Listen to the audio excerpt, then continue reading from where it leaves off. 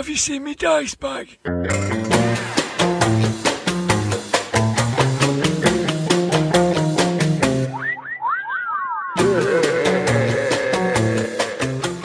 Grognard Files.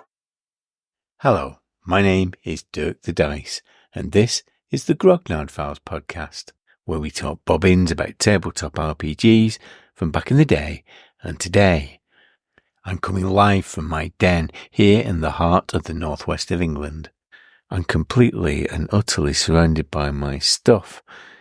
Here on my right is my Grognard Files and the great library of RPGs, and here on my left, well, this is the ridiculous homemade shrine to the actor Caroline Munro. I'll just give it a tap.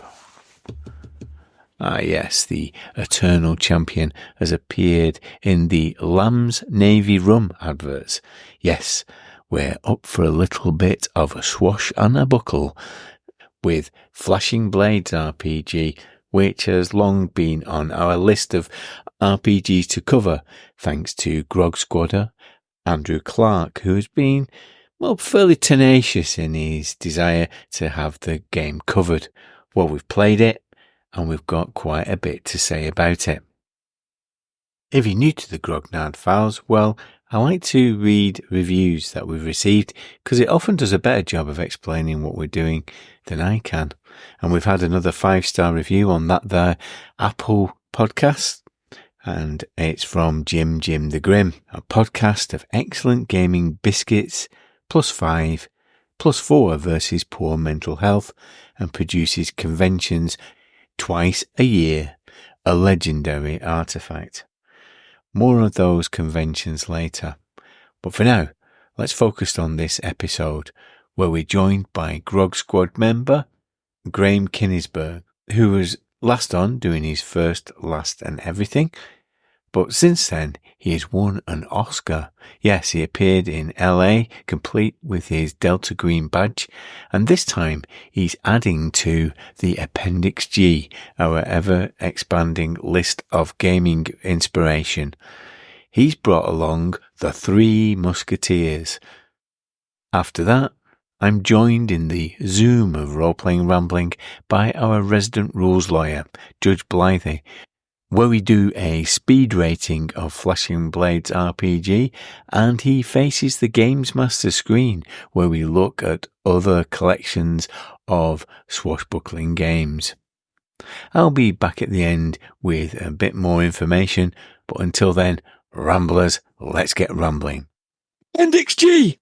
Welcome to the Zoom of role-playing rambling, and this is Appendix G, our ever-expanding list of role-playing inspiration.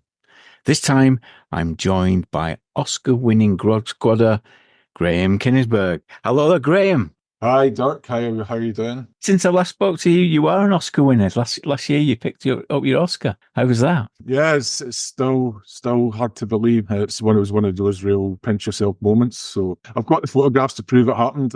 But yeah, it's still find it hard to believe, to be honest. What were you involved in, and how did you end up with an Oscar? So I work as an assistant director in TV and film. Got my break working on a wee show called Game of Thrones, which filmed over here, and that's more or less a second career for me. But yeah, so I worked my way up in assistant director department, and the assistant directors are basically responsible for they'll sort of schedule the project, and then they are basically like the set kind of managers, and they sort of choose the priorities for filming on a day-to-day basis, and just basically manage the set and handle the communications on the set. The particular project that was Oscar, BAFTA and Oscar nominated, and it won the IFTA as well, so won the treble, was a short film called An Irish Goodbye, which we filmed over 5 days back in about 2021, I think it was. And it just seemed to go from success to success on the sort of festival circuit, and 2022 it was. This was just off the back of me having a bout of illness, which sort of made me just sort of decide, right, well, this is only going to happen once or twice. I'm saying once or twice. Oscar, I had worked on a project before which was Oscar nominated, and I decided at that time not to go out. So this was a second chance, and it was the right decision to go because I also won on the night, and it was just a fantastic experience. I can imagine. You're still based in Northern Ireland, aren't you? Yes, yeah, just outside Belfast, yeah. So I know that one of your areas that you were involved in is actually the Battle of the Bastards, wasn't it, in Game of Thrones? So what was that experience like?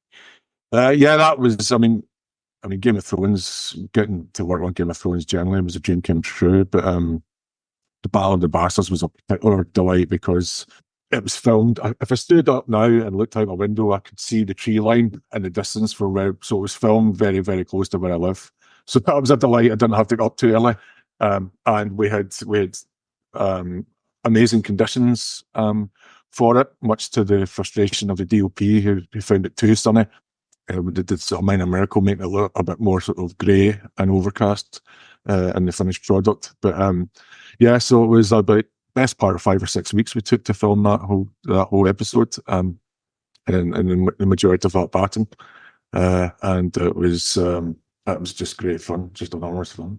And do you do some of the corralling and wrangling of the extras? Or you don't call them extras anymore. What do they call themselves now? Is it?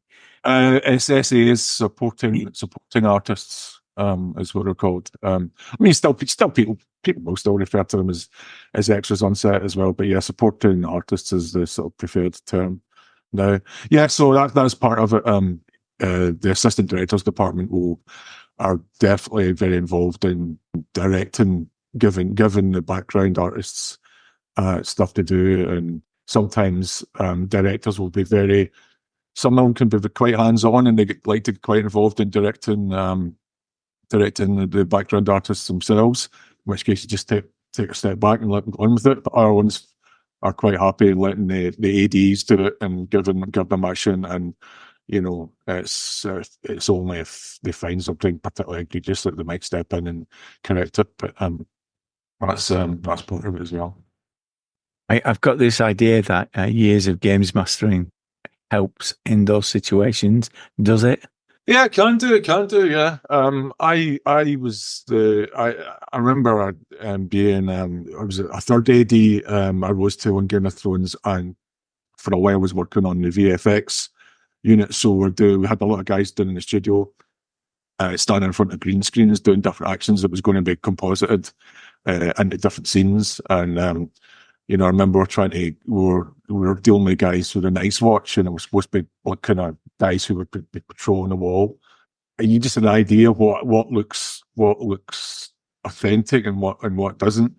And with the guy, we're telling him, oh, well, it's cold up there, like cold, and he was kind of hugging himself and giving us these exaggerated shakes. And I was just like standing there watching this, shaking my head. I was like, "No, you're a manly man. Smash your fists together." And Rob Borman, the director, came up beside me, and then he started nodding when he saw me doing that, telling this guy to do that. So yeah, being a DM and having exposure to loads of sort of the fantasy genre, you get a feel for what feels authentic and what doesn't.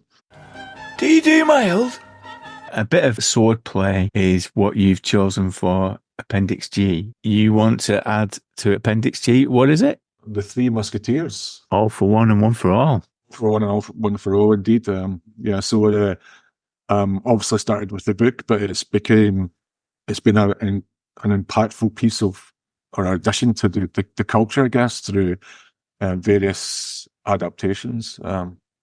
It's incredible, isn't it? It's incredible. Yeah. I think it's hard to think of anything that has kind of got into our culture in quite the same way. I mean, by my reckoning, there's about 30 film adaptations. I didn't think at the time to look this up, but I think it's one of them.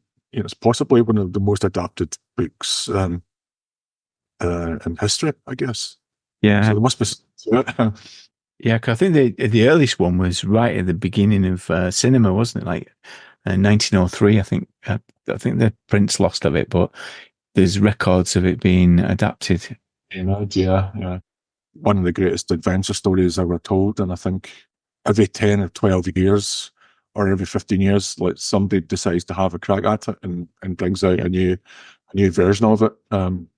So what I remembered, first of all, this probably hits the nostalgia buttons for guys our age, was, do you remember there was an animated, not the Musket Hounds one, but there was an animated kids TV show On the of the Banana Musket. Splits. On the bit part of the Banana Splits. They used to play it in the Banana Splits, correct? Yes. Yeah.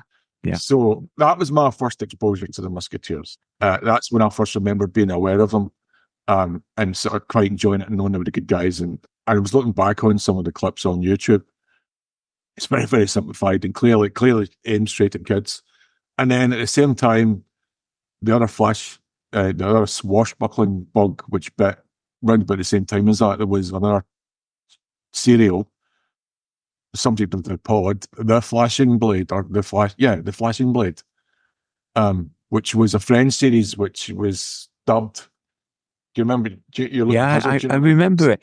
I remember those early morning things because they used to show Zorro, didn't they, as well? Like old Zorro, yes, Zorro. Good point. That's kind of a swashbuckler, yeah. But this one, I kind of assumed, because this other one, I think my dad must have told me it was about France and Spain, because the plot was about something obscure, little sort of mini war between France and Spain. I was on Wikipedia checking out, but those two kind of, because the French were the good guys, and I think some of them were more the sort of musketeer tabards and stuff. So that all, and when you're that age, you're grabbing sticks and you're fencing your brother and all that kind of stuff. So that swashbuckling sort of took a very early, I suppose, a very early bite out of me then, and it's always kind of appealed because of those two. So that's very early exposure to Musketeers. I can't remember where Musketeer what was it called? D'Artagnan, the Musket Hounds? I don't know where that fits in the chronology. I only saw very little of that.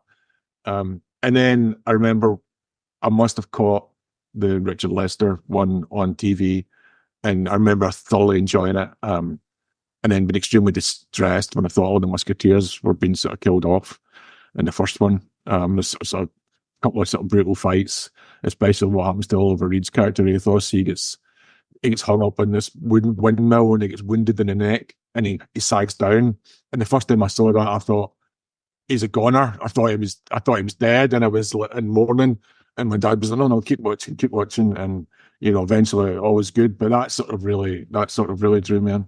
Just going back to the cartoons, Graham. So just talk me through what the story's like on there, because I have very vague memories of them being quite dark and short. The stories. So I was looking at a couple of them there. So they're quite simple. The one I've come across is they've got there's a kid in them. So he's almost like your entry level character. So it seems that you've got the Constance Bonacieux character from the books, who's obviously friends with D'Artagnan, and she's got this nephew. Can't even remember his name now. Even I just watched it, but he gets into sort of scrapes. He wants to be a musketeer, and they treat him like this sort of daft, kid he is, and he goes off and gets into scrapes and gets captured by villainous Spaniards or villainous. Oh no, it's a villainous French count who's trying to start a war between Spain and France and all that. It's all these kind of, and it's all quite. They're fairly straightforward. I didn't come across anything particularly dark, but maybe there's quite a few of them on there. So when I say dark, I just mean like the colours were always like the palette, yeah.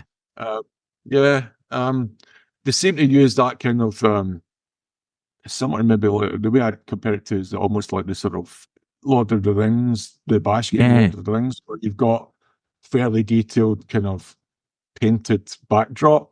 And they sort of, and then they animate the characters in sort of front of that, So that's right. Some of those styles the buildings and all that are quite. They're almost hinting at like woodcuts, almost. The kind of etchings of the buildings and all that kind of stuff. So maybe that's what's stuck in the memory. Yeah. So I suppose. So if you count the cartoon and the Flashing Blade is the Musketeers phase 1. And swashbuckling phase 1. Phase 2 is probably seeing the movie and quite like the movies and remembering I liked the movies, and I think they were repeated a few times and I always liked to watch them. And then a bit later on in my life, I think I mentioned again in battle reenactment, and I was joining the SEAL Knot, who were all and obsessed with the 17th century, really, and becoming obsessed with the Musketeers and any kind of period movie set in that period and books set in that period. That was a sort of third phase. So that's when I actually went off and sort of sought out the films again. I think I got them on either video, or I think I've had them on video. I've now got them on Blu-ray, and I think I had them on DVD as well. So I've had them like 3 times. Yeah, once I sought those out, and I decided to actually read the book, and the book opened out, the book opens out a lot more. Ignore this. It's a rug covering a hole. The thing that strikes you about the book, it's quite a large book, isn't it? It's big, isn't it? Because it was serialized originally, wasn't it? Yes, I think that's something to bear in mind when you're reading it. It was coming out French newspapers at the time. Given the size of it, can you give a quick summary of it for people who may not be familiar? Everybody must be familiar with it, but can you just give a quick summary of it? Imagine, yeah. So I suppose you start with the main character, D'Artagnan, who is an impoverished youth of gentlemanly stock, arrives in Paris. Some advice from his father to be brave, never to back down, to fight duels, and to beware of both the cardinal and the king, the 2 most powerful men in France. So when he arrives in Paris, and no sooner does he get there than he gets in arranges 3 duels with his heroes, Musketeers. His ambition is to become a musketeer, and he offends 3 of the most famous musketeers. But before that, those duels are fought. They end up all fighting the Cardinal's Guard. And from there, they become fast friends. He becomes fast friends with the 3 Musketeers. They're all boon companions. And through a relationship he has with his landlady, he becomes involved in an intrigue, which involves the politicking between the Queen of France, the scheming Cardinal Richelieu, who is the Prime Minister of France, the King's sort of right-hand man. The other more significant character is an agent of the Cardinal called Milady de Winter, who D'Artagnan becomes embroiled with as well. And all this unfolds, requiring D'Artagnan to undertake a mission to England and back.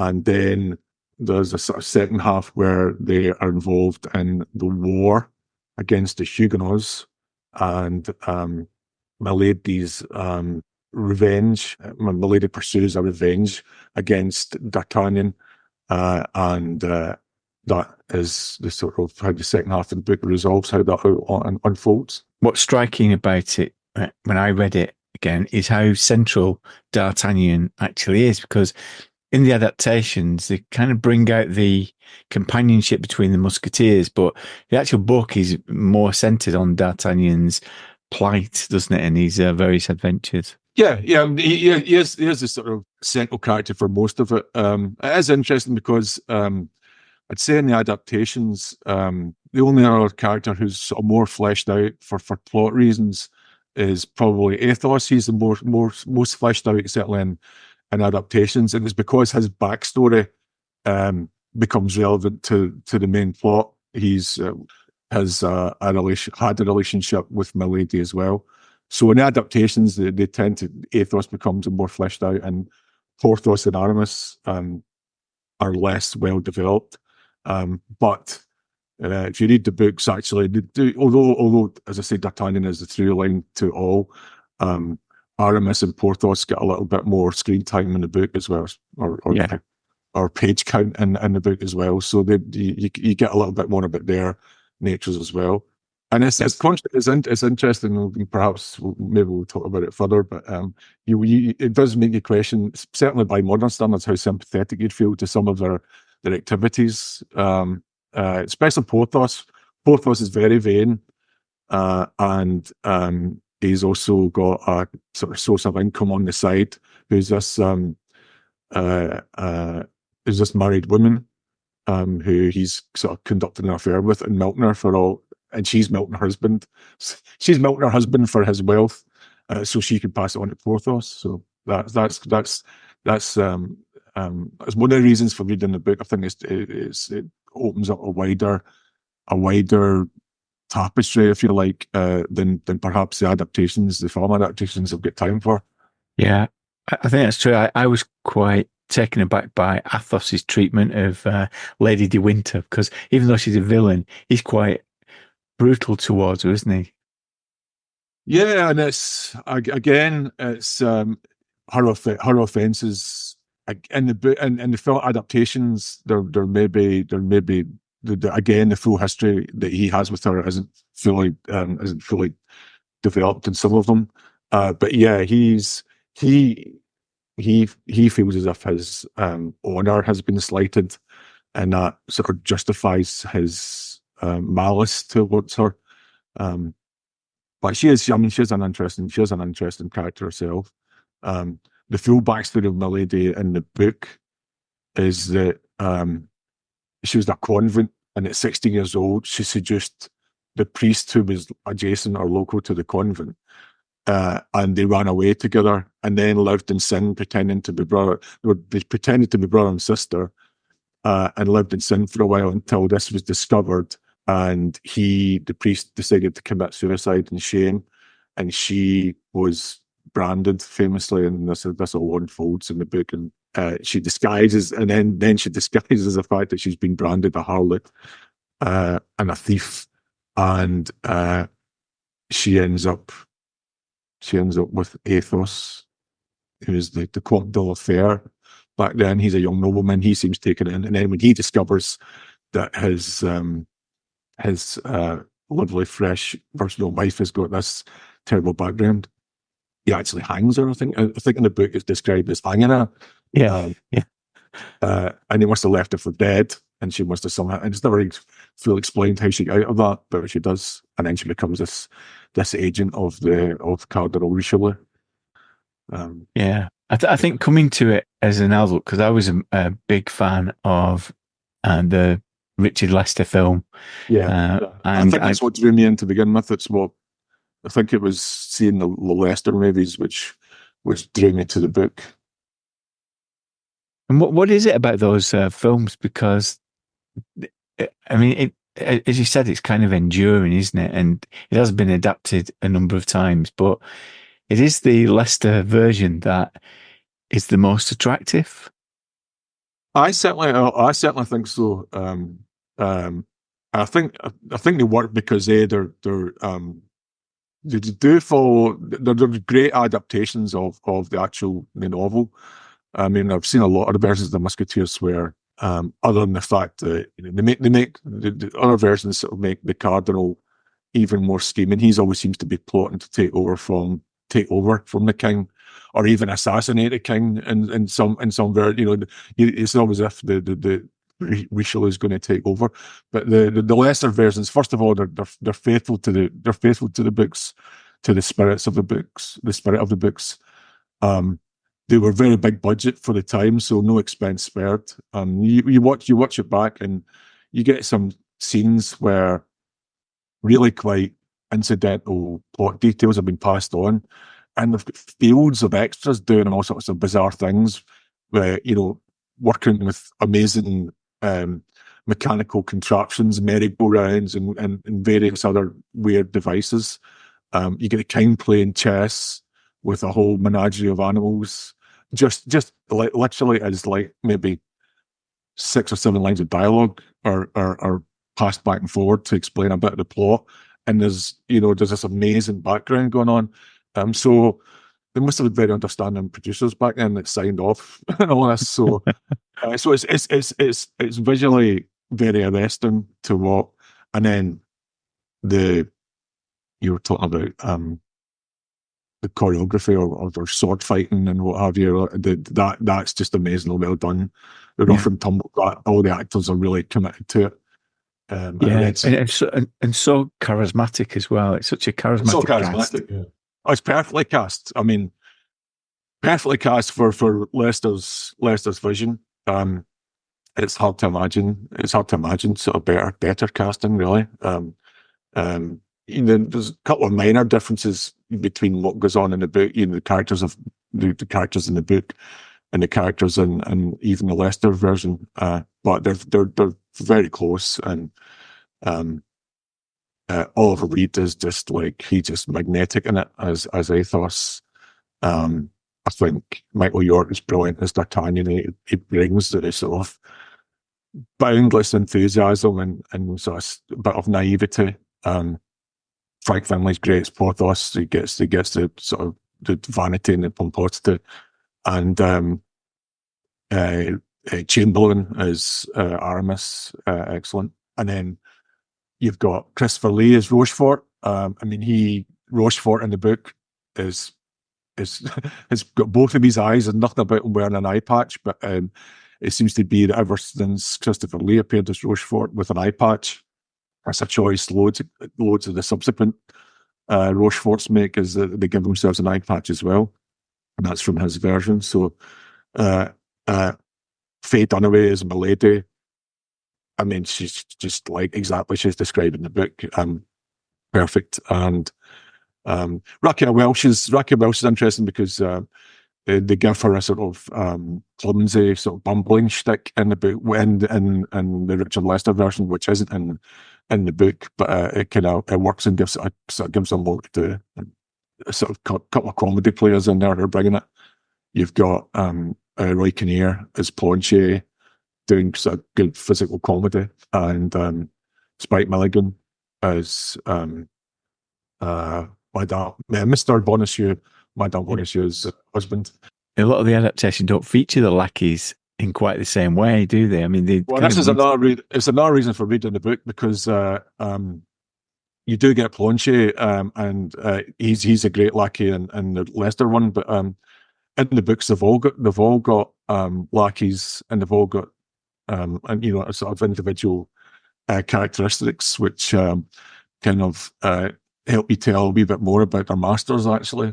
They've got side plots, haven't they? They seem to set things up that get resolved by the main characters at a later stage. Yes, that's right, and they're also they also sort of help accelerate the plot, because the lackeys get sent off and do various sort of subtasks, which kind of allow the main characters to go off and do perhaps more important things, but the lackeys still do things which are sort of necessary to the plot. So I think they're quite useful in that respect. And like I say, they've all got their different characters. So Aramis's manservant wants to do is he wants a career in the church, and he's with Aramis because Aramis is supposedly only a temporary musketeer, and one day he's going to enter church and take orders and have a career in the church, and that's all his lackey wants. So he's quite put out. He's hanging about with all these sort of rough and tumble sort of musketeers, and every time it looks as if Aramis has got a sort of love affair going on, and every time he feels thwarted in that, he's more tempted to going to the church. And his little manservant there, he's very keen and very eager, and there's a whole sequence where he's talking to theology to a bishop and all the rest of it. And then when D'Artagnan turns up to take Aramis back on the path of adventure, Aramis's manservant is gutted, really, and he can just see his fortunes and his imagined future just fading every time the other musketeers turn up. So stuff like that's really, really, really cool. Yeah. From a gaming point of view, it did make me think about Pendragon and the role of squires. So this has been an abiding love of yours, the Three Musketeers. So how did that feed into your gaming? And because I believe that you were a Flesh and Blades player back in the day. Yeah, so I'm trying to remember the sequence of it. So I remember seeing those films on TV, falling in love. I remember the first thing I was worried about was like the whole sequence where they're trying to get to England, and all the musketeers are falling by the wayside, and all he read is stabbed in the neck up, and he gets caught up in this windmill, and this lackey guy stabs him. And the first time I saw that, I didn't know the story, and I thought, oh my God, D'Artagnan's friends have all been wiped out here. So that sort of really drew me in, and watching the book. So I remember it. So yeah, the films, saw the films, and went out and got the book quite soon after, and sort of really got into the book. And this was against a backdrop of friends who were gamers, who were also had contacts, older brothers and such like, who were into battle reenactment and the sealed knot, which is 17th century as well. So you're talking about roughly the same time period. And even as teenagers, before we could even sort of join up and go away, we were hearing stories from these it was like older brothers of guys who were friends with gamers. We're hearing, so the whole idea of this whole 17th century thing had a huge appeal to us. And sure enough, one of us ended up buying Flash and Blades, the game, and we were all sort of keen reading the Three Musketeers at the time. Our fans of the Musketeers, passing it to each other, watching the Richard Lester films voraciously and repeatedly, and that was basically we for those of us who weren't maybe as willing to read the book and were willing to try the game, we just said, look, watch these films. We're going to do the role playing game of these films essentially, and so we had my mate, my friend Michael, who's his nickname is Ted for some reason. Ted ran this Flash and Blades campaign from, oh God, I want to say probably about 1986, 87 we started playing, and we played it off and on for years. It was just a persistent thing. We had this ongoing campaign, and sometimes we'd make like whole weekends of it. He'd have a big, massive plot, and it's 8 players. We'd descend on a friend at the flat, and he'd have us all crashing at his place for the weekend, and we'd buy Boursin cheese and bottles of red wine and baguettes, and really sort of throw ourselves into the spirit of it. And it's even intensified once we joined the Sealed Knot and we actually started going to the battle reenactment side. That was this whole 17th century obsession kept going with us. So we'd go away and we'd do the battle reenactment, and then we'd come back and we'd do even more Flash and Blades. It was one of the sort of longer running campaigns we had. I suppose we'd a big MERP campaign going at the time, and Flash and Blades is the other one I remember, a second most longest running thing we were devoted to. So and I think I'm because I'm no longer in Scotland, but my friend Ted he's still running that off and on. So really, yeah. I keep on saying I'm going to try and make the next one. So perhaps doing this will inspire me to go back and do it. But so, we just loved it. We just loved it. Yeah, because as a game, it's the mechanics are quite sparse, you'd say, but it does tend to have the dynamic of fencing and fighting. Yeah. I mean, it recreates that. Recreates all that quite well. I mean, it's just there's a kind of this base mechanic, which is like a die 20 mechanic, but when it comes to duels, you've got a sort of scissors, paper, rock mechanic almost, where you kind of declare what type of move you're going to make, and that's matched against the sort of defense or the counter move that your opponent's making, and that'll give you a modifier on your dice, which can win the day for you. So and you can do what they do in the sort of Leicester adaptations, and sort of stick the boot in as well if you want to go for a low blow, and it accommodates all that kind of stuff as well. So it's amazing. I think the guy who wrote that, Mark Pettigrew, I believe he was 16 years of age when he wrote that game. Yeah, I believe so. Yeah, I think, and he submitted it to Fantasy Games Unlimited, and it kind of more or less bang. Yeah, right out the gate, you know. So as you say, he was very, very young when he did it, and it is quite detailed with the historical background, but it presents it in, as we've been presenting today, like an adaptation, a fictional version, rather than a true spirit of it. It's like the romance of the era, rather than It does emphasize his he's not saying he's basing it on direct history. He's basing it on swashbucklers. He's basing it on swashbuckler literature and swashbuckler movies, and that's the spirit he's trying to recreate. And like I say, he's got to have had the Richard Lester movies uppermost in his mind when he made it, because it's quite clearly designed to sort of it's designed to emulate that with a little bit more of a and a bit more of a historical background provided as well. Yeah. Advancing through regiments and all that kind of stuff. That's all there as well. So, well, thank you very much, Graham, for adding the Three Musketeers to Appendix G, and I hope that you get that call for the third in the series of the new adaptations, and you can be part of that. Well, if Eve Green's involved, I would certainly say yes. I think that would that can swing it. That can swing it. No, but thanks. It's been good fun. It's been good fun talking about it, and I'm looking forward to hearing the episode overall, and finally get Kihar off your back as well. Absolutely, that's the main reason I'm doing it. Yeah. Speed rating. Welcome to the Zoom of role-playing rambling over in Little Wigan, that little province of the northwest. In a tricorner hat, I can see Blythe is with me. Hello there, Blythe. Hello there, Dirk. En Garde. Or should I say, En Garde, Dirk. En Garde and ahoy there. Because we're putting some swash into our bottle as we look at flashing blades and some other 17th century inspired games. In this segment, we look at a game we've been playing and run it quickly through all of our normal segments in one go.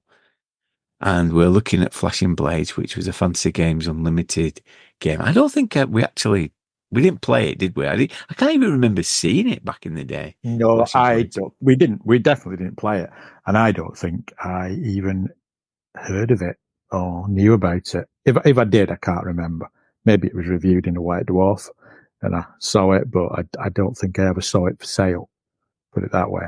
I think I saw the other game, Privateers and Gentlemen, advertised by Fantasy Games Unlimited. Yeah. And that may have even appeared in Aldous 7, where they used to sell Fantasy Games Unlimited games. And we played En Garde, didn't we? We had did. En Garde. Simon had En Garde, and we did play En Garde, didn't we? Yeah. Although it was odd game En Garde, because it didn't feel quite like a role-playing game. Or maybe that was just the way he played it. I don't know. But No, I think that's true to say. I think it's one of those games that Mark Miller talked about it, didn't he, when he was in the Traveller episode? It was aspiring towards a role-playing game in that you played individuals, but it was more of a campaign-based rolling on series of tables to. That's right. It was almost like something you could play on your own, like a solo game. You could. Yeah, it was. Solo. Yeah. The thing I always remember about it was that throwing a knife seemed to do devastating amounts of damage. You could sword fight your way and be death by 1,000 cuts, but if you threw a dagger at someone, it was devastating. Whether that was just a misinterpretation of the rules, I don't know. But yeah, and the rituals and seasonality of actually having conflicts and wars is kind of played into as well, isn't it? So you'd have like down seasons where you weren't actually doing anything. Other times it was times of dueling and having little battles with people. Yeah, I enjoyed it On Guard, and I enjoy this setting. I mean, going back and like this is the bit of the segment which is like open box, where I take you back now to your teenage years. When did you first encounter the Three Musketeers? I'm trying to think. I suppose it was the TV. It was the Richard Lester film. Yeah, it must have been. I went to see the Four Musketeers. I probably watched them in the 70s when they were on the TV. And I must have been, what would I have been? About 8 or 9, maybe? Something like that.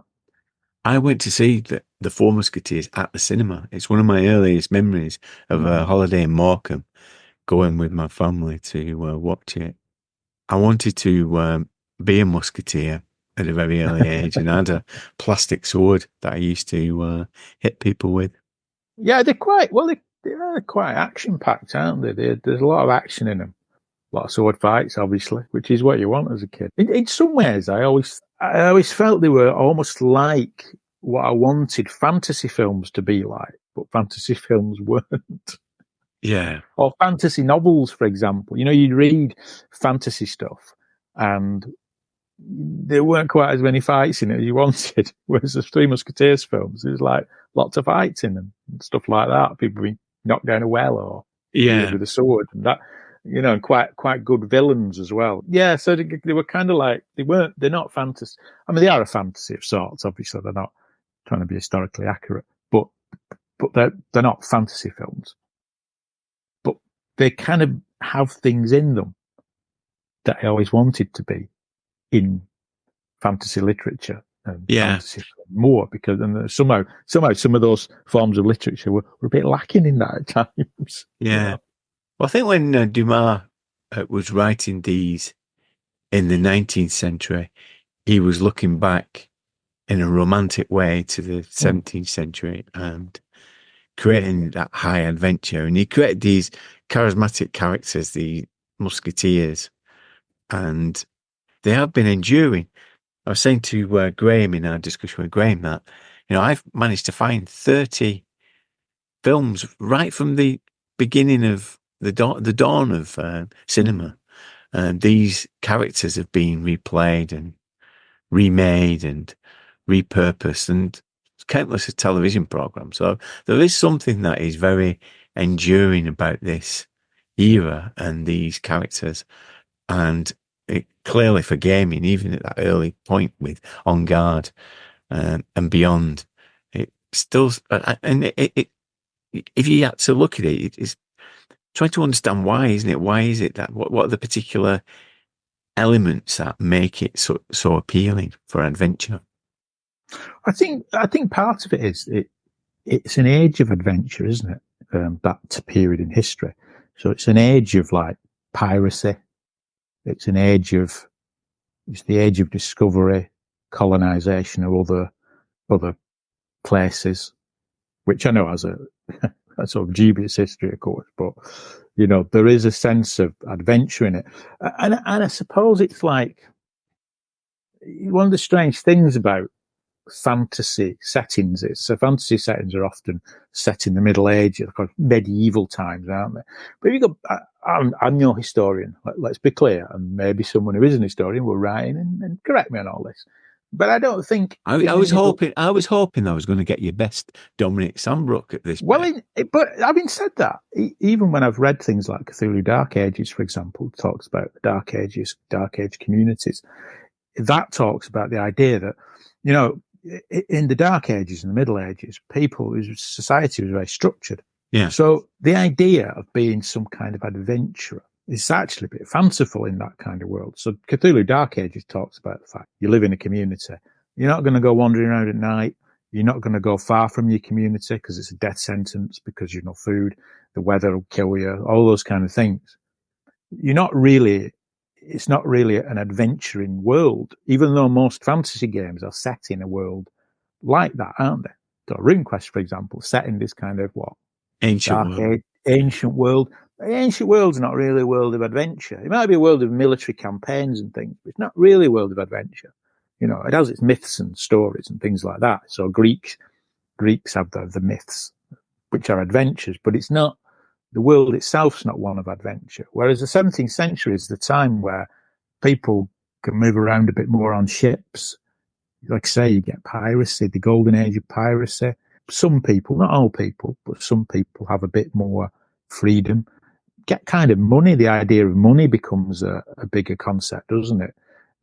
Which again gives some people, of course, like the rise of the middle classes, where you could be a gentleman adventurer. It's a more conceivable kind of idea, isn't it? That's that level of social mobility where people are not worrying where the next loaf of bread's coming from, and they're trying to aspire. Obviously, some people are worried about the next loaf of bread. No, not everyone, is there? Will have been lots and lots of poverty-stricken people in the 17th and 18th century. But I suppose the control of the aristocracy is being challenged by the bourgeoisie, isn't it? That rise of this middle class, like you say, a more liberal and, I suppose, inquisitive and acquisitive class that's emerging. Yeah. And again, with the age of sail, isn't it? So there is, although it's slow, there's more like moving around, isn't there?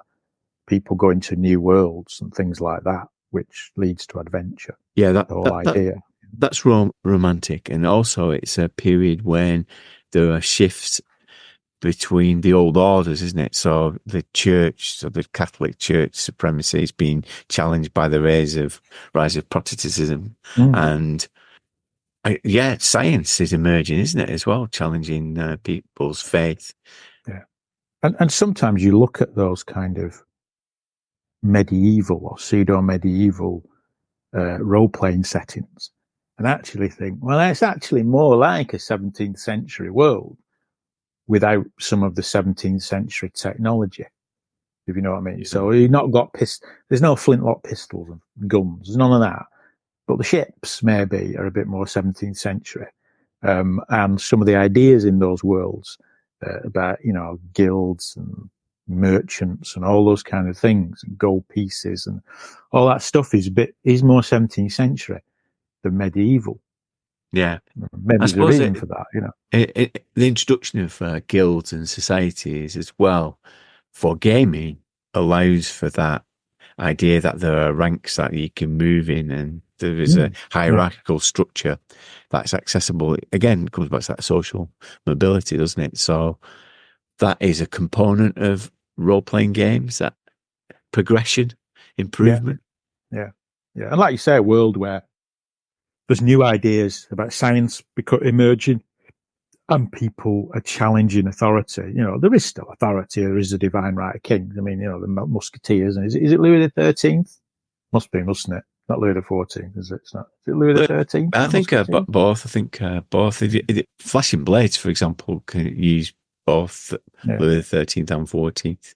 But you've got obviously you've still got some of those very old-fashioned ideas that are still there. Obviously, it's not a modern world, but it's almost like the beginnings of a modern world, isn't it? And beginnings of modern ideas. Well, then, often those modern ideas are in pseudo-medieval fantasy worlds. Yeah, and what you're getting as well with that emergence of science is a blend, isn't it, between science and the occult, where alchemy and those kind of ideas are overlapping it a little. So the way that people are explaining it and trying to rationalize it is sometimes steps into the supernatural. Yeah. So it is a perfect environment for role playing, and arguably it is the default environment for role playing. Even if that world is not a 17th century world, it's the default. I mean, I've said it about Traveller, haven't we? Traveller is science fiction, but the world, the model of it is very much like a 17th century world where people are traveling, but it's a lot slower. It takes a long time. There are mega corporations like the East India Company, equivalents of that.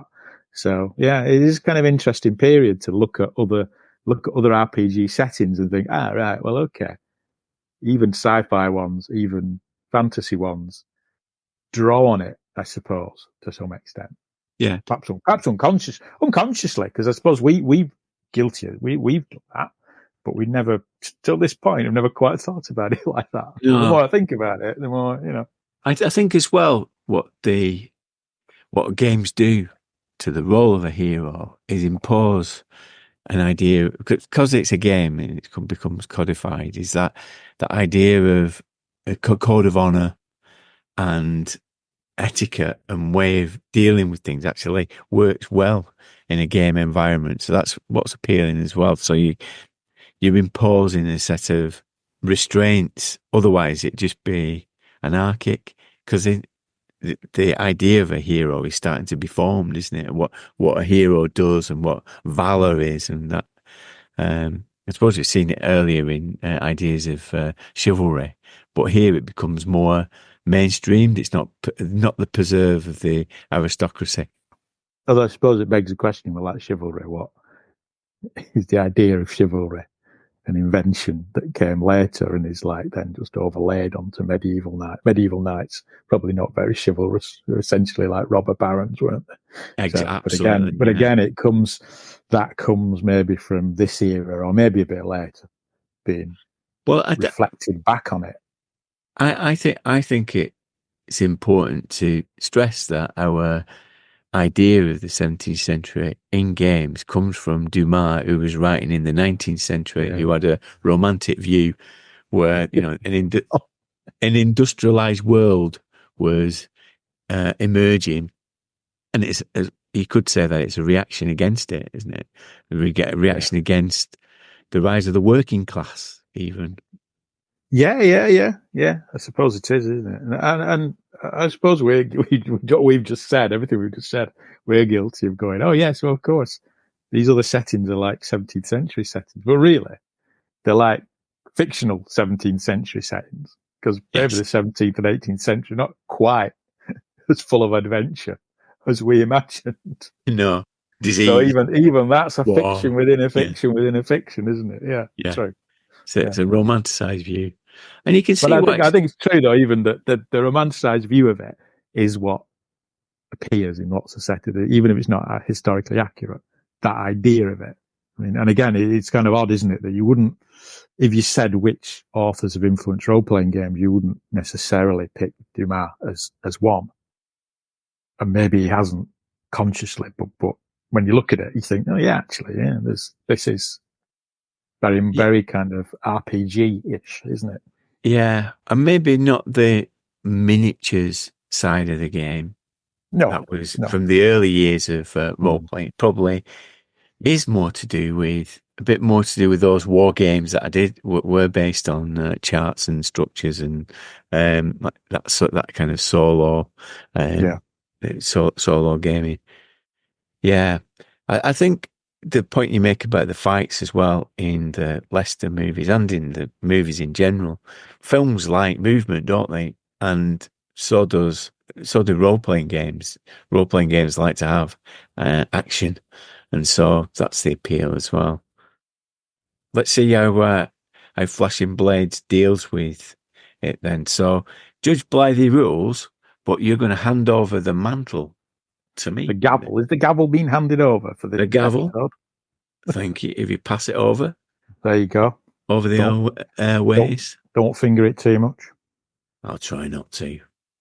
So I'm going to pick out 3 highlights from this set of rules and 1 duff element.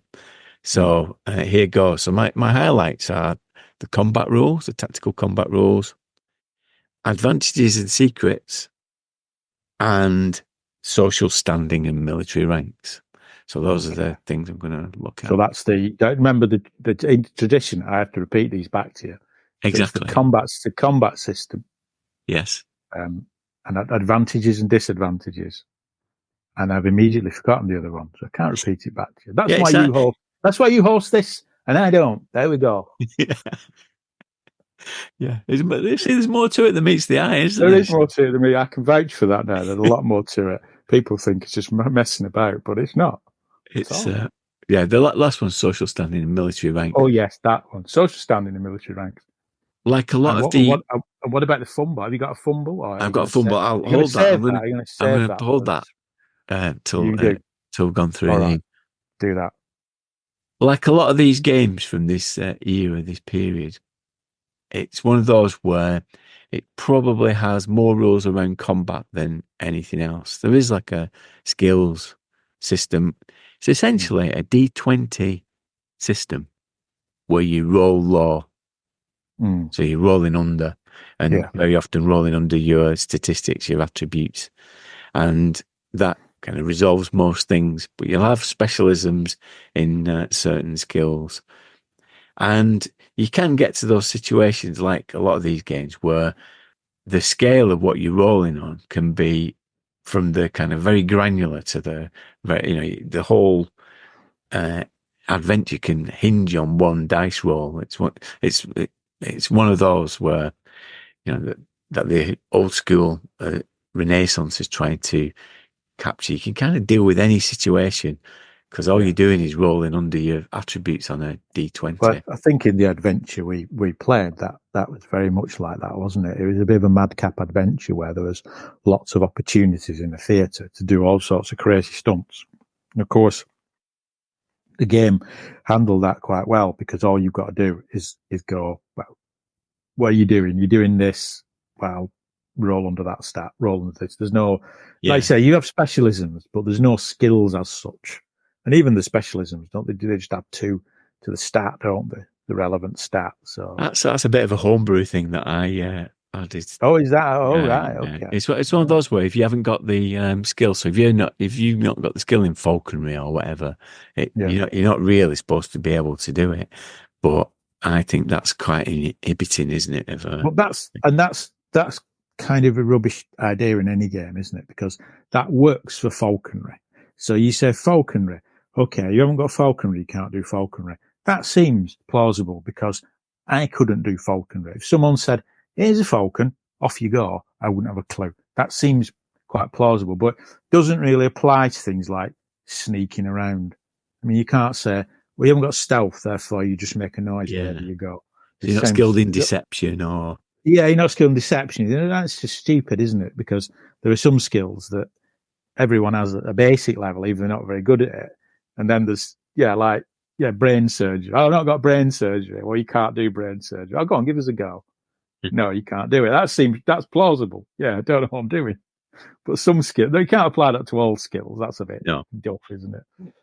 But when it comes to combat, there is a lot more to it. And the bulk of the actual rules are to do with combat, because it's pretty good at emulating tactical fencing. And I think that's what's good about this. It does capture the spirit of being a musketeer, because I'll focus on one element of it, and that is the idea of defense and attack and defense, where you can, as a defender and attacker, determine what kind of approach you're going to take. And if the defender anticipates it, they get an advantage of responding to or reacting to what the attack is. Yeah. So I suppose a good example of this is with a saber. If you slash, you're likely to do more damage. However, if the defender is anticipating that, they can duck, and they'll have a greater chance of avoiding a slash. So tactically, you might think, well, he's anticipating that I'm going to do that. So I'm going to thrust instead, even though the damage might be less. I'm more likely to do it because he thinks I'm going to slash at him. So I think that exchange works really well in play. And when I played this around the table, you did get people up from their seats, actually waving their hands around, because it felt like a physical game, because it did emulate that so well. Yeah, and that is an interesting combat system that I'm always surprised that. But it's almost like the rock, paper, scissors thing, isn't it? But obviously a bit more sophisticated than that. And it is kind of an interesting combat system, because a lot of the time with combat in a lot of games, you're just rolling to hit, aren't you? So you roll to hit, and you hit or you don't. And there might be rules around criticals and rules around fumbles, but a lot of or partial successes. Some games have that, don't they? But sometimes they're not as binary, are they? But in something like that, because Torchbearer, which I've run, does a very similar thing. The interesting thing about it is, like you say, you're not rolling before you roll any dice. There is this other bit where you have to consider what they're going to do. And like you say, you think, well, if they know that I can do this and do a lot of damage, but there's a good chance if I do that, they'll avoid it, then they're going to try and avoid it. So I'll do something that they don't think I'm going to do. And it's one of those things, and I found this in Torchbearer, that rewards the phrase system mastery. Because once you get your head around how it works, trying to outthink your opponent, it actually becomes a really interesting combat system. So in Torchbearer, when I ran that, the first fight we had, players who've never played it before kind of struggled to get a head around it a bit. But by the time we were doing our last fight, people had got into the idea of going, right, okay, I think they're going to defend. They're going to defend next round. In fact, they're going to have to defend. So let's do this, let's do that, because they knew that attacking against a defence or feinting against a defence or something like that gave you a massive advantage. And they were trying to second guess me as the GM in terms of what I was going to do. It does add a really interesting layer to the whole combat thing. And it does surprise me that more games have not adopted it, really. Yeah. It does allow for tactical choices because you do have a number of ways that you can deal with things. You can use your cloak to disarm and a whole host of like movements and maneuvers. The difficulty with Torchbearer is that's more mechanized, isn't it? Whereas this is more of revealing a card beforehand. I seem to remember with Torchbearer, it impedes the flow of the action, doesn't it? It doesn't become stilted, but there's more choices available, and it slows it down, doesn't it? That it does, I suppose. And I suppose that's there is that side to it, that it's supposed to be a combat which is happening quite quickly, and yet people will ponder for 5 minutes what card they're going to play and think, what about this? What about that? And in Torchbearer, you put 3 cards down, so you decide as a group what you want to do. So yeah, it does slow it down. It slows it down, but then it depends how you look at it. You could say, oh, well, that slows things down. But it's not like it slows things down because you have to look through a book for a table or something like that. It only slows it down because the players maybe are quite enjoying thinking tactically about the next round of combat. Yeah. That's the way, when I ran it, that's the feeling I got from players, that they quite enjoyed. Yes, spending 3 or 4 minutes pondering that in a fight slows the whole thing down and detracts from the fact that a fight would happen quite quickly. Yeah. But there also is a certain pleasure that people get from pondering what the next move is. You know, I put my 3 cards down and they go, right, what's he put down? Well, I think he's put this down. I think he's probably going for that, or he's going for this. So let's do this. So there is a certain fun in that. That's always that weird thing about a role-playing game. You can hand wave several weeks travel and then spend an hour doing a 30-second fight. Yeah. That's always the irony with role-playing games, isn't it? Okay, the next thing I've got is advantages and secrets. So this is a part of the character creation where your character can have advantages, which are things like wealth or a lackey or some benefit that they acquire to begin with. But it's the secrets. The secrets are make it a bit more fascinating. Give you little hooks for you as players and games master to use. So an example would be a secret identity. So you may be the Count of Monte Cristo or Zorro, or by day you're wandering through the streets as Stefanos Blythe or whatever, and by night you have this this identity. Yeah. Or you've got a code of honor, which I suppose they function a little like hindrances and edges in Savage Worlds. They're not quite as developed as that, but I think they work really well. And if you're a duelist, for example, you're kind of spoiling for a fight everywhere you go, and looking for a challenge. So I think that brings a lot of character to the game. And when I've used them in the face-to-face game, it really drew the actual scenario in certain directions because of the different secrets that the characters had. When was it made? When was it published? 1984, and it originally came out as a box, and in that box you got the rule book, a set of sample adventures and a GM screen, so you'd be happy with that. Oh yeah, but it's quite. The reason I ask is always kind of interesting, isn't it, with something like that, having secrets in a game that feels quite innovative, doesn't it, for that period of time? Given you look at role playing games at that time, yeah, and maybe those ideas would be sort of emerging, I suppose. But the idea of having players having secrets is quite an unusual thing for that time, isn't it? Because you didn't play many games where that was you might have played a game where people had secrets, but it wasn't an integral part of the game, as in part of the actual creation process.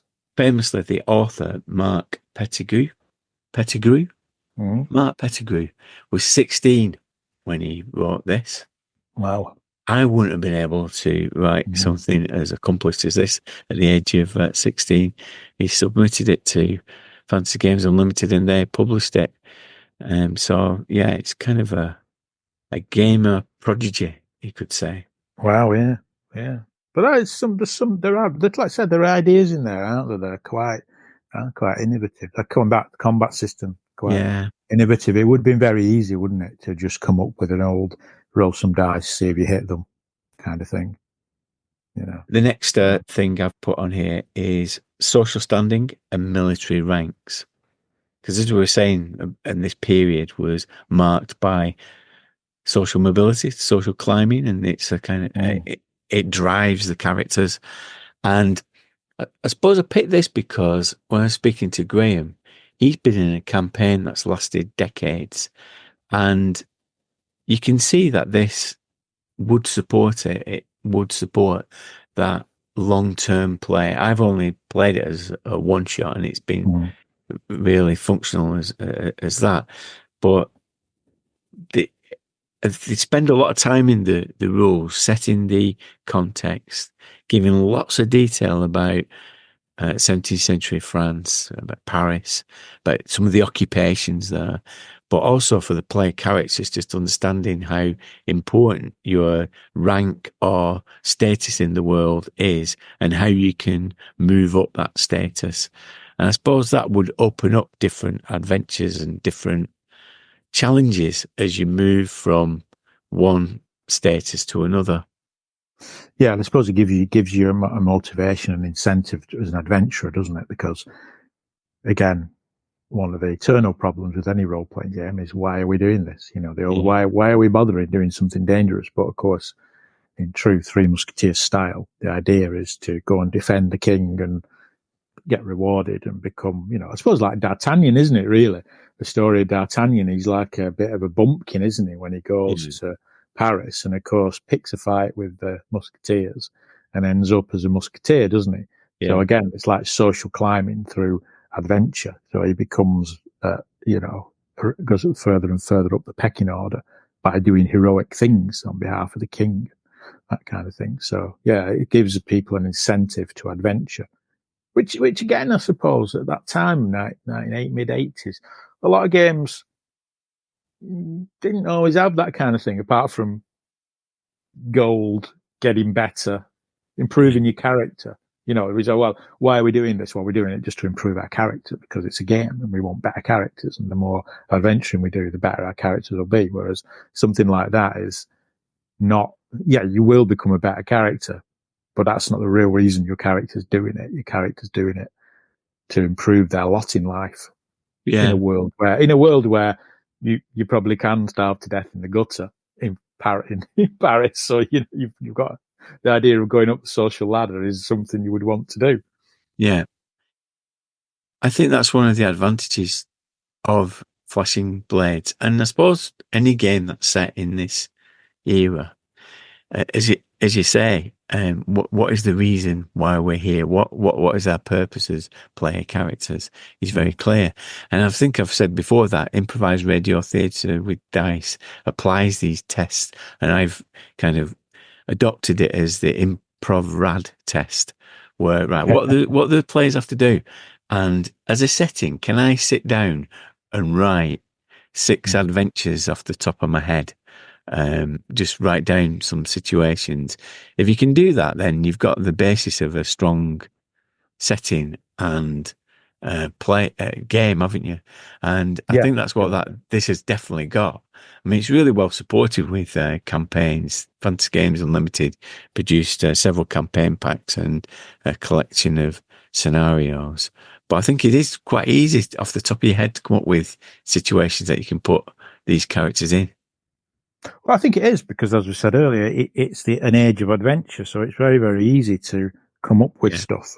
Because look at the history of the time and what was going on at the time. There's lots of people having adventures. That scenario we played through, I've done it twice now. It's a classic, isn't it? It's a classic scenario. It's a great adventure. It's a great adventure. I mean, we say like that. He wrote the game at 16. I mean, was he 16 when he published it? Yeah. So he would have written it before he was 16, wouldn't he? Yeah. He didn't write it when he was 16. Probably wrote it when he was 14 because he had play tested it. So even then, but that scenario as well is a scenario I wouldn't have come up with at that age. So the premise is that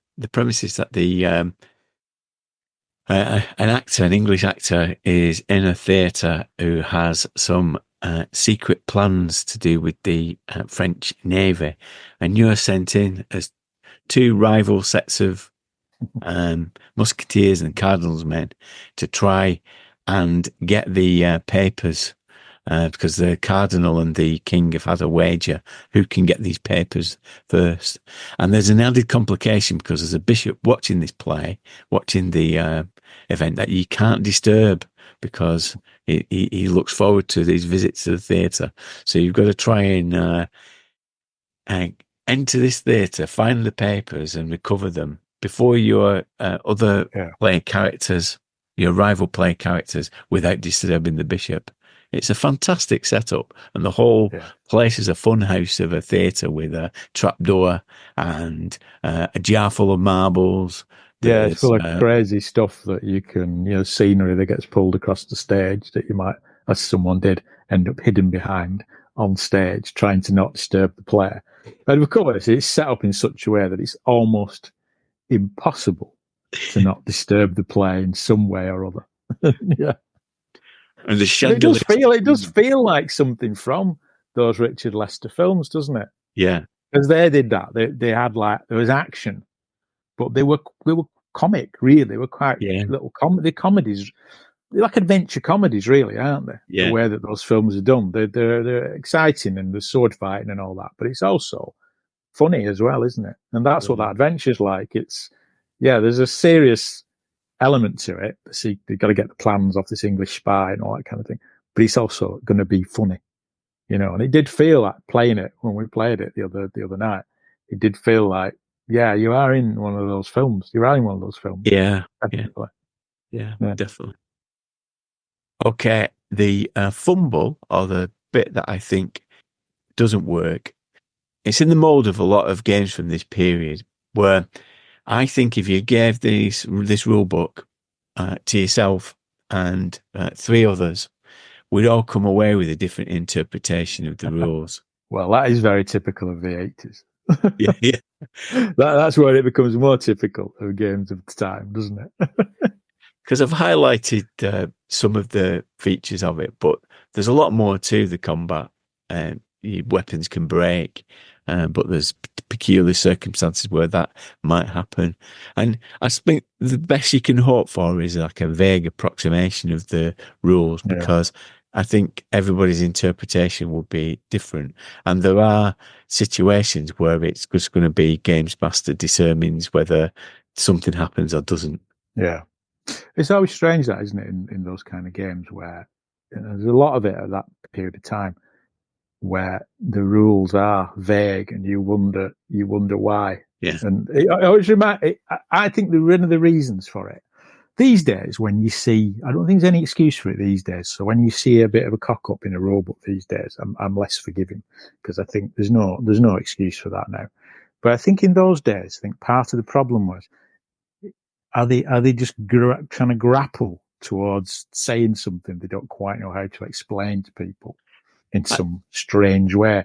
I can always remember when I was at university, someone talking about some of these books, of philosophy books we were reading. Someone said, "Why are these things so damn complicated? Why are they so obscure and difficult to read?" And the lecturer said, "Well, the problem is these people were grappling with ideas that now we might take for granted, but then they didn't quite know what they were groping towards, and that's why these books are quite difficult."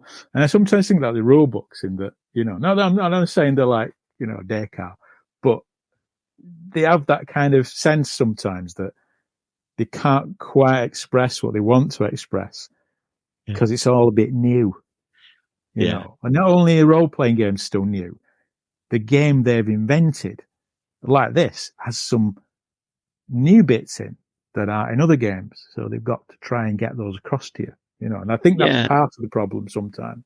Well, it's 10 years since the start of D&D, but you're right, it's pushing it into different areas and different directions and trying to do more things than D&D was doing. It's trying to emulate a particular era, isn't it, and a particular literature.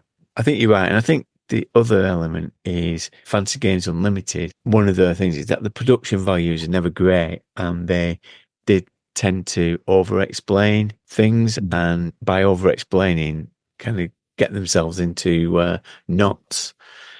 I mean, compared with some of the others like Bushido or some of the others, character creation's quite straightforward, and the actual game's fairly straightforward. It's just there's a lot of things to interpret. But that's kind of a good example of what I mean, isn't it? They're over-explaining it because they're concerned that this new idea you won't understand. Ironically, by over-explaining it, they make it worse.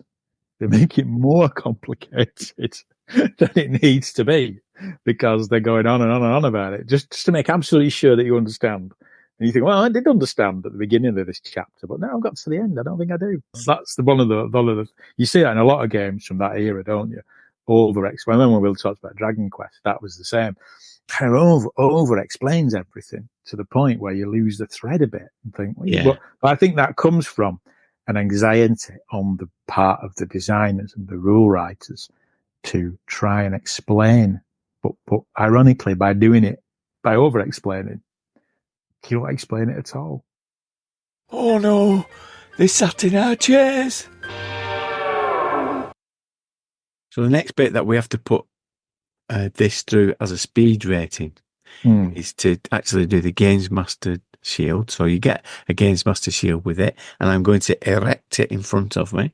Okay. And what I've got on this table, this chart in front of me, is a list of similar games, so other games that have tried to tackle this era and subject for us to talk about. And I'm going to roll a dice. It's a D6, apparently at random behind my screen. D6, so there are only 6 games that have tried to tackle it.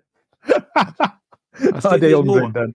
There might be more, but yeah. I think there's more, but there's a qualifying factor in this, in that we've got to have played them, and that's a narrower list, isn't it? This is what happens when you set yourself a code of honor, that you'll only talk about games that you've actually played. Yeah, that's the problem, isn't it? Yeah, you become bound by it. Hamstrung by it. Here we go. So number 4, look across, Alvasia. So that's a game that we're currently playing, a campaign, a sandbox campaign. So how would you summarise Alvasia? I would summarise it as a game that on the face of it, you would think, and I've told Chris Sharp this at Albert in the pub, and he laughed. When someone explains it to you, you think, really? Oh, come on.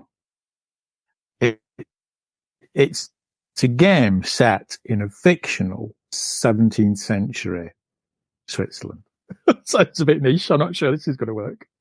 But I have to say, I really, really like it as a game. It's a very good, I mean, it describes itself as like picaresque adventures, isn't it? That's the way it describes itself. Yeah. The way we've played it, and I would say it's partly the game system and partly the setting does create those kind of adventures. Every time we've played it in this campaign, there've been like little stories where we're traveling around this fictional Switzerland and we've encountered creatures and things that have kind of created those kind of picaresque stories. Yeah, well, it's a sandbox, isn't it? So we've got a motivating factor that we're trying to translate this letter that we found. Yeah. However, we started doing that at the beginning of this year, and we only just got to the stage where the letter's been, You've been distracted. We've been distracted.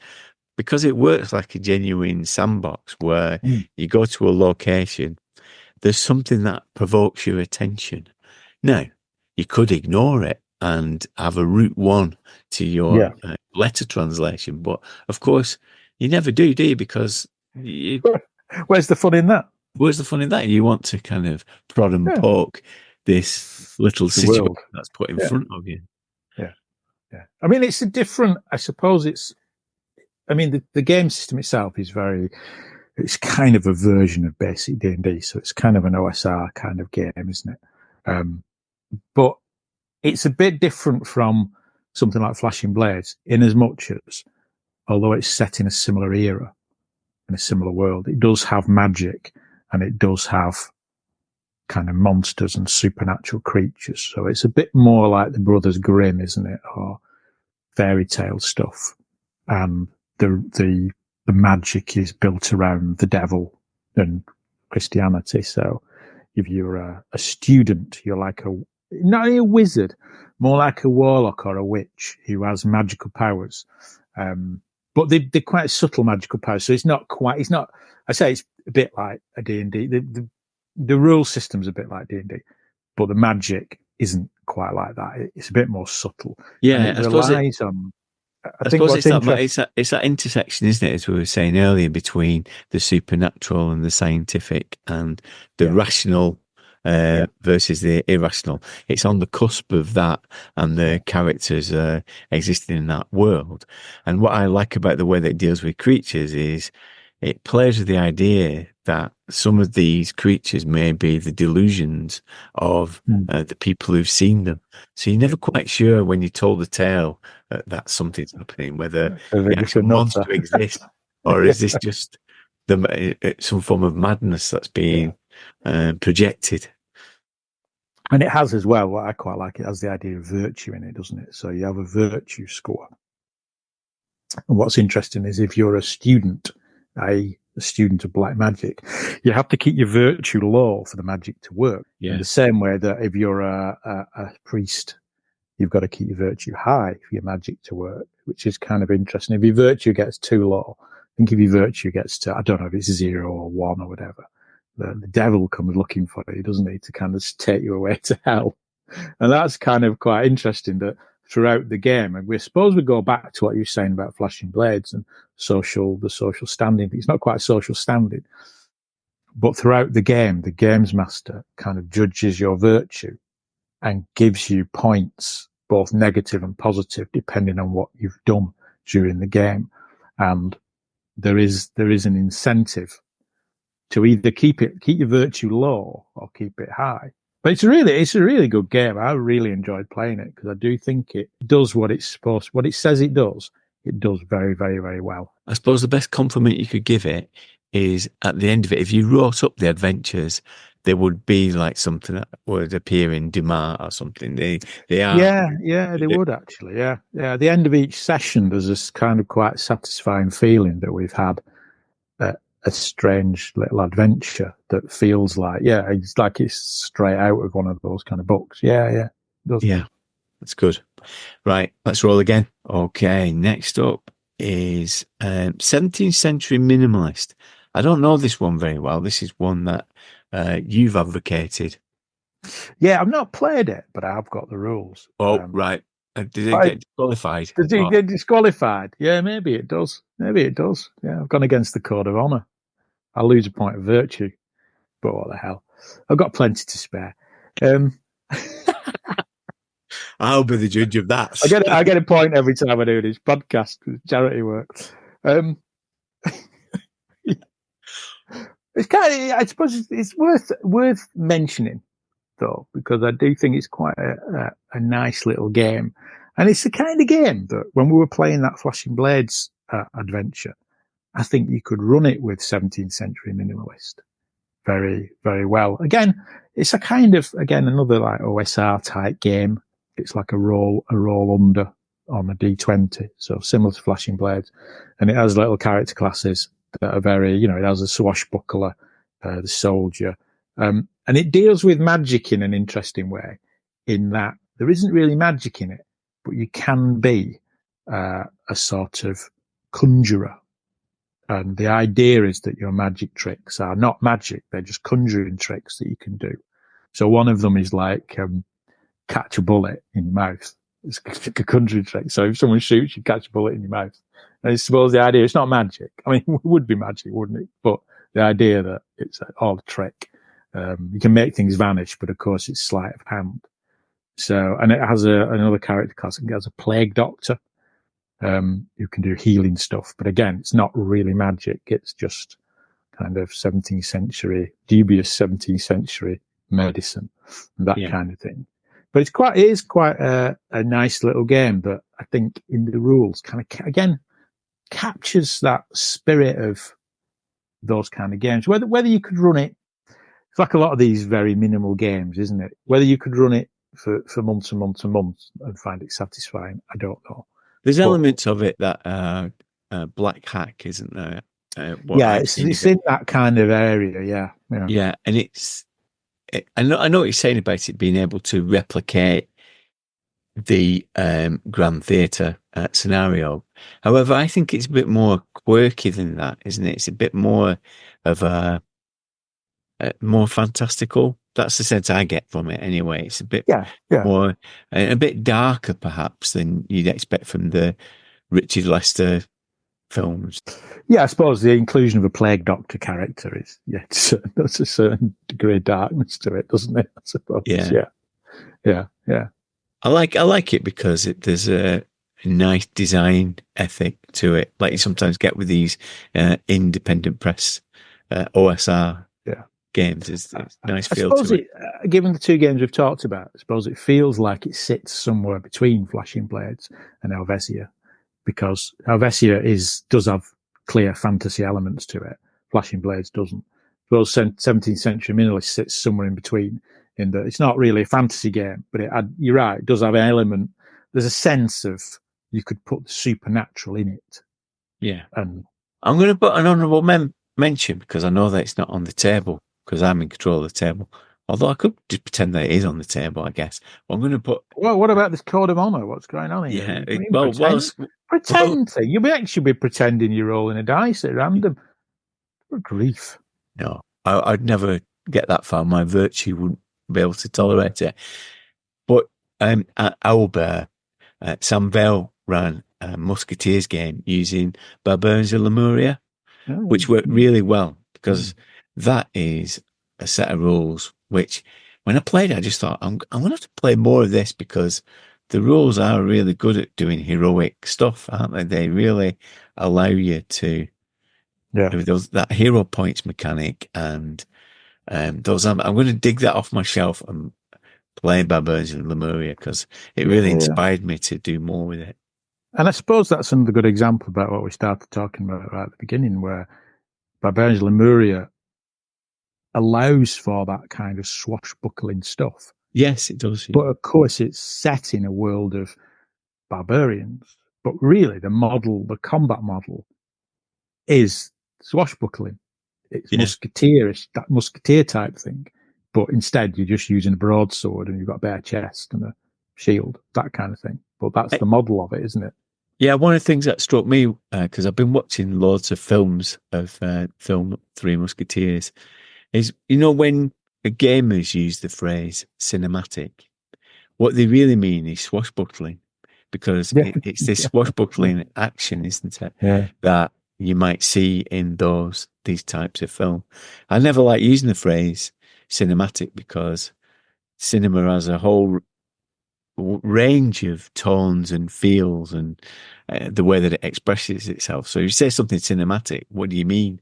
But I think it does, doesn't it? Because you once took me to watch, is it The Long Day Closes? Yeah. Now that's a piece of cinema, isn't it? But it's like a 10-minute shot of the sun moving over a carpet, the sunlight moving over a carpet to some strange music. Terence Davis, wonderful. Yeah, I mean, it's interesting, but it's not something I want in a role-playing game. But as you say, it is cinematic because it is cinema. But yeah, it doesn't necessarily follow, does it? That just because you say it's cinematic. What does that mean? Yeah. Well, as you say, swashbuckling. I suppose it's interesting. Ages ago on the podcast, we had the discussion about pulp, didn't we? What's pulp? Pulp, Yeah, pulp that, pulp the other. But is swashbuckling interchangeable with pulp? You know, even if you've not got a sword, even if it's a Cthulhu game and you've got a revolver, there's still a sense of, it's the same kind of ethos, isn't it? Perhaps to you wanting the fights, you know. Yeah. Let's roll again. Last roll. All right.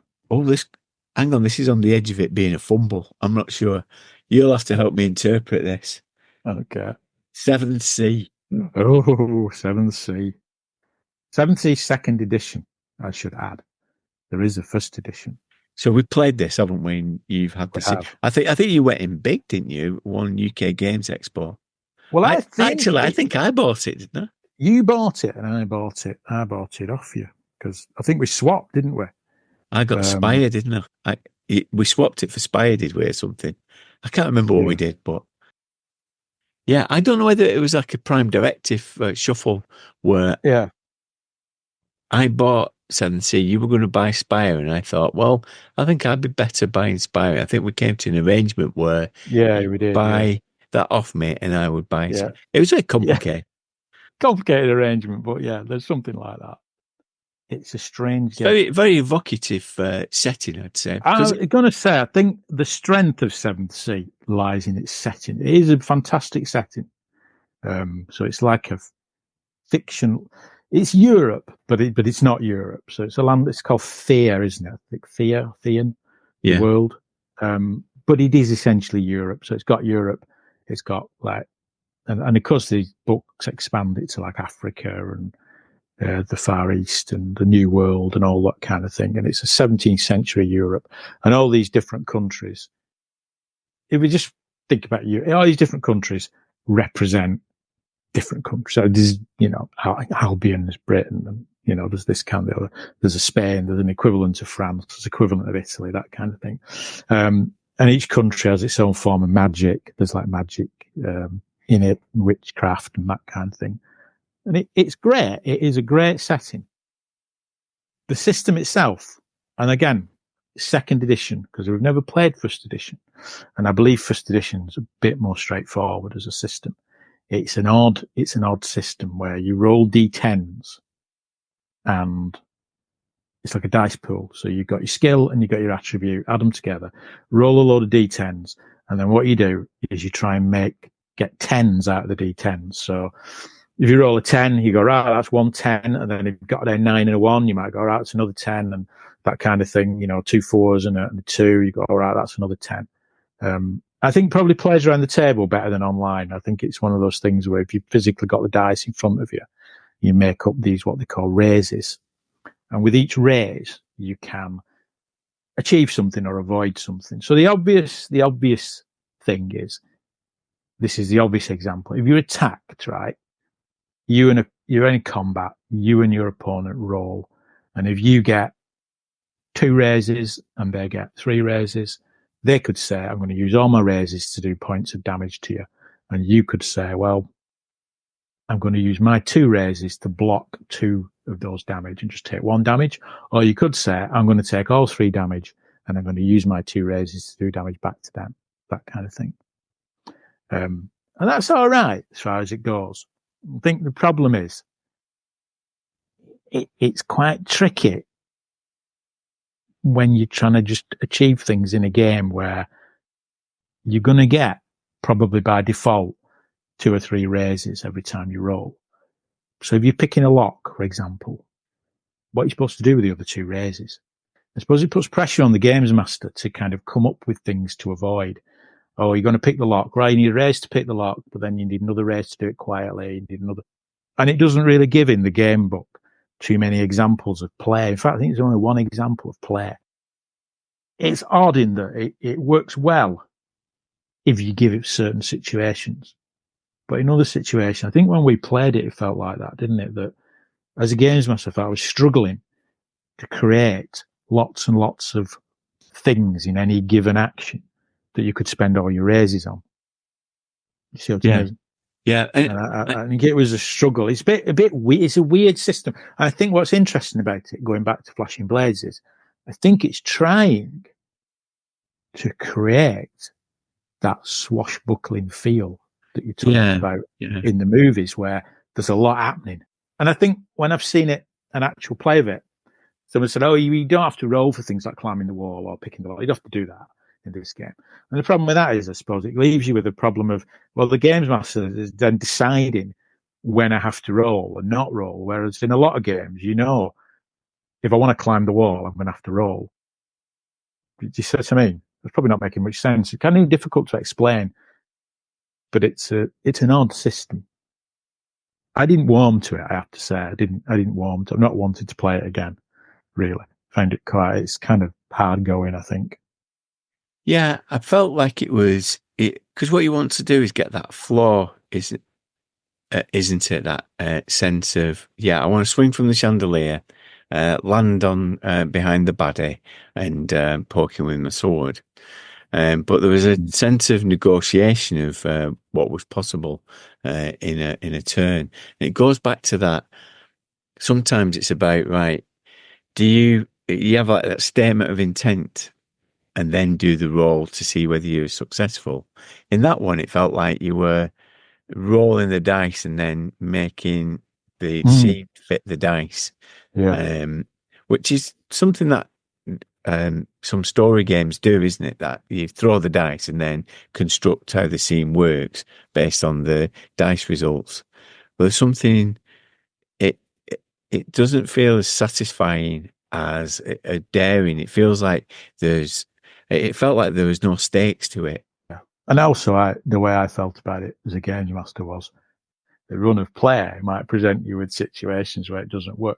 Moreover, as well, on top of that example, you roll like one skill. So why, if you're stabbing the guy, you're in agility to swing from the chandelier and agility to land behind him, but you're not using a combat skill to stab him. That seems a bit odd as well. I never quite got my head around that you roll for the raises, but what if the things you're doing in the scene aren't necessarily linked to that skill that you got the raises from? Do you see what I mean? That seems an odd thing as well. So yeah, it's a strange game. Maybe I'll run it again. I sometimes look at it and think, maybe I'm doing it a disservice. I don't know, but it's a bit of a tricksy system that's hard to get your head round. And like I say, I think in the run of play, it's all right thinking of examples. That's fine, but that's not how these games work, is it? Once players get involved, things start to develop, and you think, oh, well, right, okay. You're doing this now, are you? Right. Yeah. Good. There we go. That's our speed racing. Wasn't very fast, was it? But we got through it. It wasn't very, nothing we do these days is fast. It's our age, I think. It's our age. We're just slowing down. Slowing down. We had the option of watching the Three Musketeers, the Richard Lester film. Should we do that? Are you up for that? Definitely. Right. Yeah, I'd watch that again. Goodbye. Thanks, Steve. Goodbye. It's goodbye, Blythe, should I say? Secret identity. The Save for Half podcast covers old school gaming and the modern games inspired by them. Listen in to hear about games from the 70s and 80s as well as their modern descendants. You can download episodes wherever podcasts are found on iTunes, Google, and other fine podcast distributors. You should also check them out on saveforhalf.com or email them at saveforhalfpodcast@gmail.com. There you have it. Thanks to Graham Kinnisberg for his contribution to Appendix G. If you would like to have your inspiration added to the ever-expanding list, then please do get in touch. There you go, Clarkit. You can stop listening now. As we're recording this, next week is going to be Grogmeet-ish. This year, we're not in Manchester in November. We've moved it to January 2025, but we're having an online event. There's still some places available if you're interested, so go to thegrognardfiles.com to find out more. You'll find out more there about Grog Meet in January, where we've got a whole host of different events planned, so look out for that too. I always say at this point that all this is made possible by the patrons who generously support us each month by throwing a few coins in the beret, to which we are very grateful.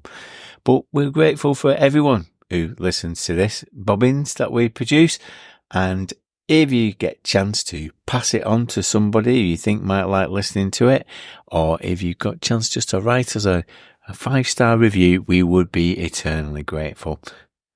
Now, next time, I'm going back to my roots. Adios, amigos.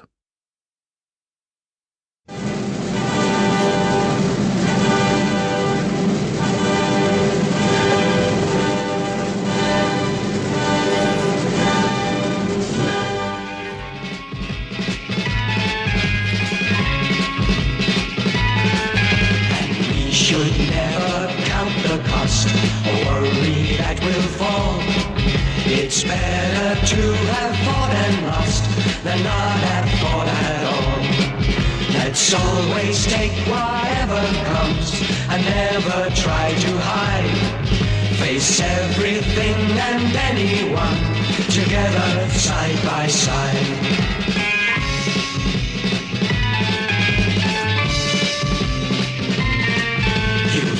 To fight for what you want, for all that you believe. It's right to fight for what we want, to live the way we please. As long as we have done our best, then no one can do more. And life and love and happiness are well worth fighting for. They're well worth fighting for.